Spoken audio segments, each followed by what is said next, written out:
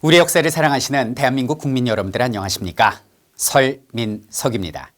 이번에는 남한산성이라는 영화를 통해서 여러분들을 찾아뵙게 됐습니다. 남한산성은 1636년 병자호란의 중심 무대가 된 장소인데요. 자, 그럼 영화의 배경이 된 병자호란은 과연 어떤 사건이었는지 지금부터 살펴보도록 하겠습니다.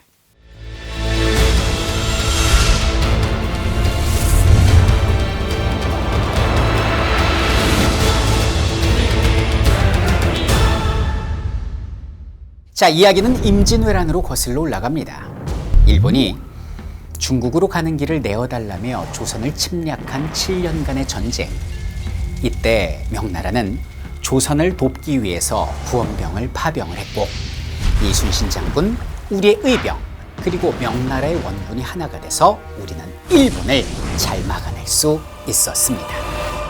그런데 당시 북방에는 여진이라는 민족이 우리의 혼란을 틈타서 강성해지고 있었으니 이들이 훗날 후금이라는 나라를 건국하게 됩니다.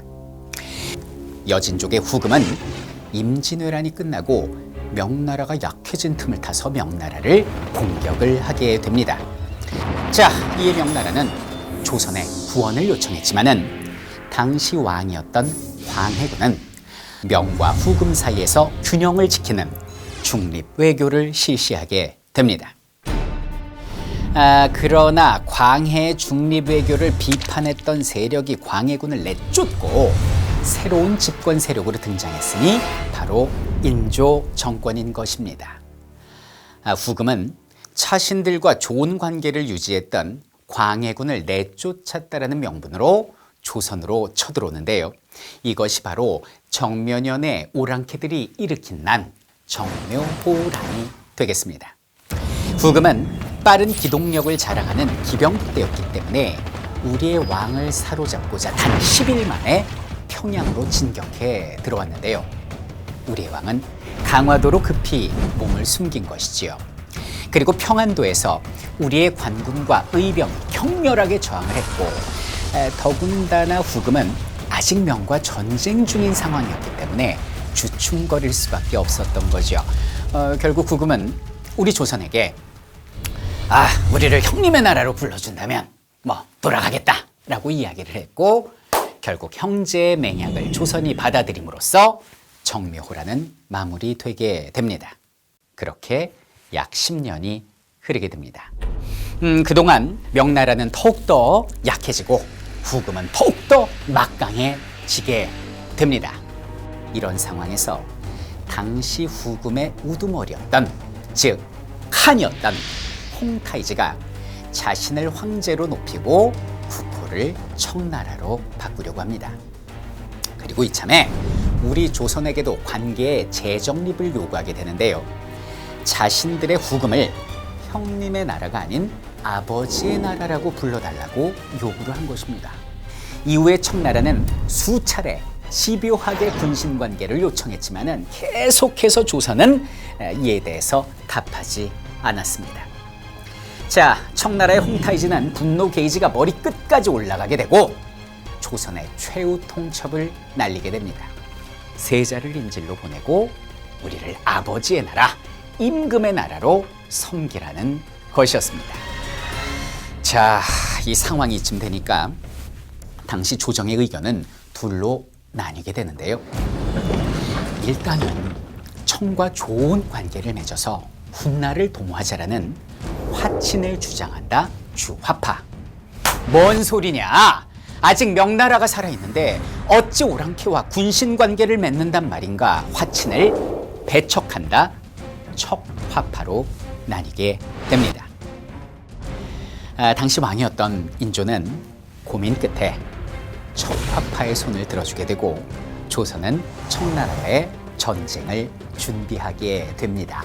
이것이 병자호란의 시작이었던 것입니다. 자, 조선의 군인들은 각 지역의 성 안으로 들어가서 적과의 전투를 준비하게 되지만은 1636년 12월 강물이 꽁꽁 오는 추운 겨울날 그들은 우리의 성들을 훅 하고 지나쳐서 곧바로 서울로 쳐들어오게 됩니다. 바람처럼, 마치 야수처럼 말이지요. 아무도 단 5일 만에 서울 구름까지 그들이 진격해 올 것이라고는 예상하지 못했습니다. 자, 순식간에 적들이 서울 근처까지 당도하니까 강화도로 피신할 길이 막혀버린 인조는 당황한 나머지 오늘날 송파구와 성남시 그리고 하남시에 걸쳐져 있는 남쪽에 있었던 남한산성으로 몸을 피하게 됩니다. 이것이 바로 영화 남한산성의 시작인 것입니다. 전하, 적병이 이미 개성을 지났다 하옵니다. 그럼 어디로 가란 말이냐? 어가를 남한산성으로 돌리심이 가한 줄로 아려옵니다.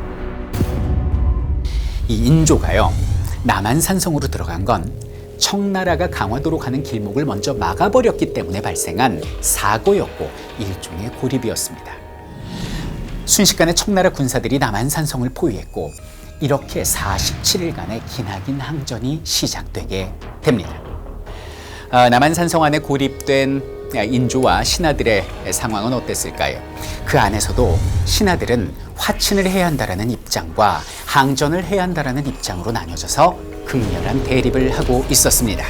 먼저 화친을 배척하는 예조 판서 김상원, 오늘날 외교부 장관에 해당합니다.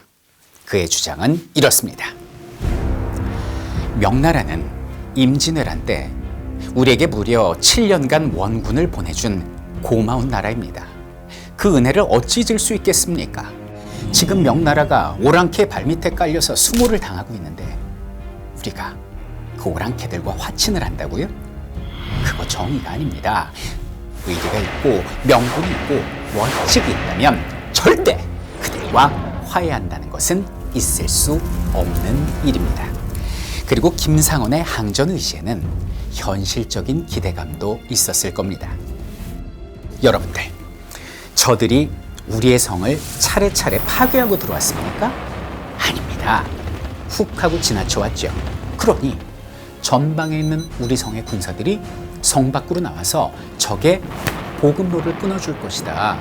그리고 충청도, 전라도, 경상도, 삼남 지방이 아직 건재하기 때문에 용감한 우리 군사가 임금을 구하러 이곳 남한산성으로 달려와서 우리를 구해줄 것이다 라는 것이었죠. 자, 그리고 중국 명나라가 또 구원병을 보내서 우리를 도와주지 않을까라는 기대감도 있는 상황이었습니다. 그러나 주화파의 대표 이조판서 최명길, 오늘날 인사혁신처 처장에 해당합니다. 그 당시는 장관급이었죠. 자, 그의 의견은 달랐습니다. 명나라요, 고맙죠.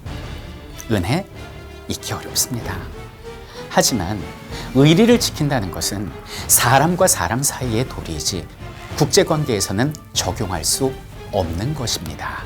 임금이 살아야 백성이 살 수 있고 백성의 삶이 평안해야 훗날을 도모할 수 있는 것 아닙니까? 이것이 정의입니다. 눈앞의 지옥은 견딜 수 있고 영원한 죽음은 이겨낼 수가 없으니까 성 밖으로 나가서 항복해야 한다라는 맥락의 주장을 하게 됩니다. 최명길의 주장처럼 우리의 현실은 냉혹했습니다. 당시 조선의 원군이 남한산성 근처로 오기는 옵니다. 하지만 4만 명의 조선군이 고작 청나라의 기병 300명한테 패배를 하게 됩니다. 각 지역에서 올라온 조선 군인들이 승전보를 울리지도 못하고 족족 깨지게 되죠.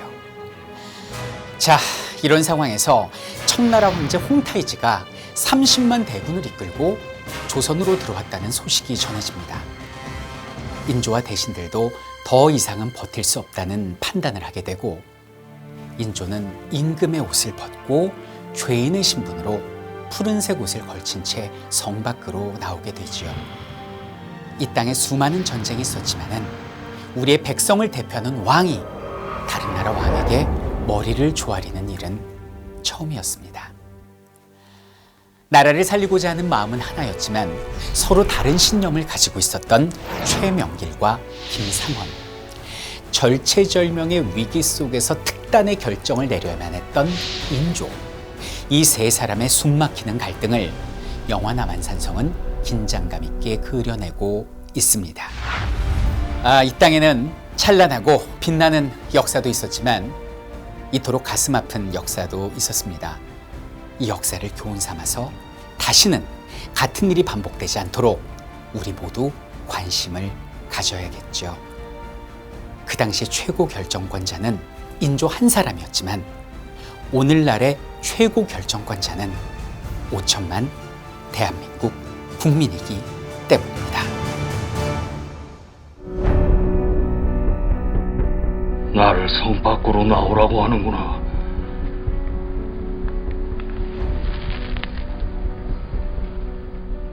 나가면 다음은 어찌 되는 것이냐?